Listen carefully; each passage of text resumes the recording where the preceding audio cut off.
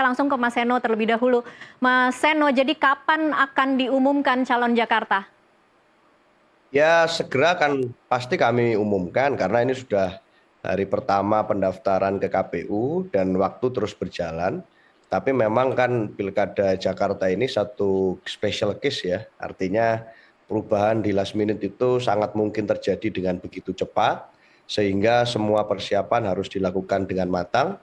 Bisa jadi malah tanpa pengumuman dan langsung akan didaftarkan ke KPU. Oke, Karena informasi yang saya dengar, besok kita akan melakukan pendaftaran ke KPU. Sejauh ini rencananya begitu. oh begitu. Calonnya siapa kita tunggu besok di KPU. Jadi besok akan langsung didaftarkan tanpa diumumkan kepada publik begitu ya Mas Seno? Ya, Jakarta begitu. Kemungkinan besar kan masih ada beberapa daerah lain juga yang sangat strategis yang belum diumumkan secara resmi di DPP seperti Jawa Timur dan Jawa Barat. Itu kemungkinan juga akan langsung ke KPU. Oke, serempak ya berarti ya.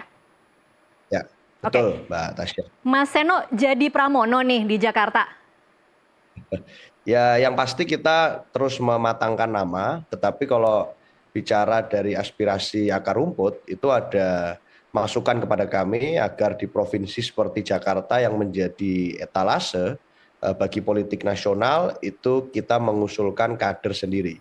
Dan kalau bicara kader sendiri, saya rasa di Jakarta itu ada cukup banyak nama-nama kader yang identik dengan Jakarta, termasuk nama-nama menteri di kabinet. Itu sudah dari lama saya rasa disampaikan oleh seluruh jajaran DPP partai, termasuk dulu misalnya ada nama seperti Bu Risma, kemudian Pak Aswar Anas, kemudian Pak Basuki Hadi Mulyono, dan kemudian termasuk Pak Pramono Anung Oke, yang mengapa disebut di Pramono sana. akhirnya Mas Memang Seno?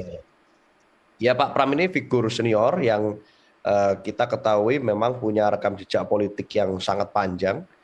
Beliau memang berasal dari Jawa Timur dan punya kemampuan komunikasi politik merangkul yang saya rasa sangat baik. Pernah memimpin sebagai sekjen partai di era yang tidak mudah bagi PDI Perjuangan di saat itu, di saat konsolidasi di seluruh daerah secara serentak dilakukan dan Pak Pram melakukan konsolidasi dengan sangat baik dan hingga sekarang masih bertugas sebagai sekretaris kabinet di pemerintahan saat ini. Baik, Sehingga kemampuan politik beliau dalam kita tahu bicara Jakarta ini perlu melakukan komunikasi yang baik dengan semua pihak karena Jakarta tentu menjadi daerah yang sangat strategis meskipun secara de facto dan de jure nanti sudah bukan ibu kota lagi tetapi secara epicentrum politik masih berperan demikian.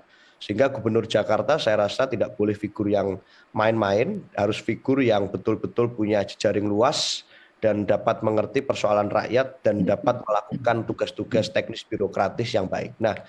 secara kemampuan variabel politik saya kira nama seperti Pak Pram sangat mumpuni. Sangat mungkin, oke. Jadi peluang Anies sudah tidak ada sama sekali nih ya, berarti Mas Seno kalau bicara tadi plus-plusnya Pak Pramono termasuk juga posisi dia sebagai Seskap, ini artinya PDI Perjuangan memilih Pramono ini memang dengan perhitungan peluang menang melawan RK cukup besar atau ada tekanan jangan-jangan Mas Seno? Kalau tekanan nggak ada ya, tapi masukan-masukan terus kami dengarkan dari arus bawah. Dan kalau bicara peluang Mas Anies, saya kira selama belum ada janur kuning melengkung, yaitu pendaftaran di KPU, semua proses saya rasa masih berlangsung. Masih bisa, Tetapi oke, memang jawabannya selalu secara seperti itu garis ya Mas besar, Seno. ya dorongan dari internal besar untuk kader kami sendiri.